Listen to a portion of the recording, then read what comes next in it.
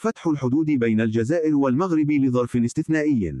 أعلنت جمعية مغربية معنية بشؤون المهاجرين فتح الحدود بين الجزائر والمغرب استثنائيا مرتين خلال الأسابيع الماضية، بهدف تسليم 74 مغربيا كانوا محتجزين لدى السلطات الجزائرية بعد توقيفهم أثناء محاولتهم الهجرة غير النظامية إلى السواحل الأوروبية. ووفق بيان الجمعية المغربية لمساعدة المهاجرين في وضعية صعبة، فقد جرت عملية التسليم يومي 27 من فبراير و6 من مارس، حيث تم تسليم 42 و32 شابا مغربيا على التوالي عبر معبري زوج أبغال من جهة المغرب والعقيد لطفي من جهة الجزائر.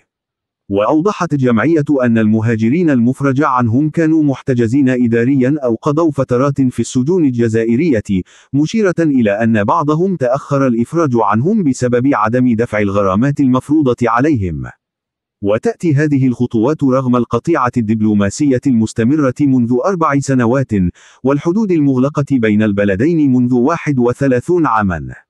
وتشهد الحدود الجزائرية المغربية نشاطا متزايدا للمهاجرين الراغبين في الوصول إلى أوروبا عبر البحر المتوسط، مما يدفع السلطات الأمنية في كلا البلدين إلى اتخاذ إجراءات للحد من هذه الظاهرة.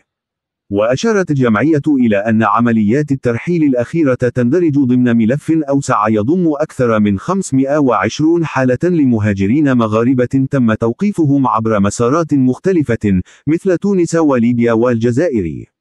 كما دعت الجزائر إلى تسليم جثث 6 مغاربة، من بينهم فتاتان من المنطقة الشرقية، مؤكدة أنها تعمل على تسهيل الإجراءات الإدارية والقضائية لاستلامهم ودفنهم. وفي عام 1994 فرضت السلطات المغربية تأشيرة دخول على الجزائريين، وردت الجزائر بالمثل، ما أدى إلى إغلاق الحدود بين البلدين، وذلك على خلفية اتهام المغرب للجزائر بالتورط في هجوم مسلح داخل أراضيه. وفي أوت 2021 أعلنت الجزائر على لسان وزير الخارجية رمضان العمامرة قطع علاقاتها الدبلوماسية مع المغرب، متهمة الرباط بالقيام بأعمال عدائية.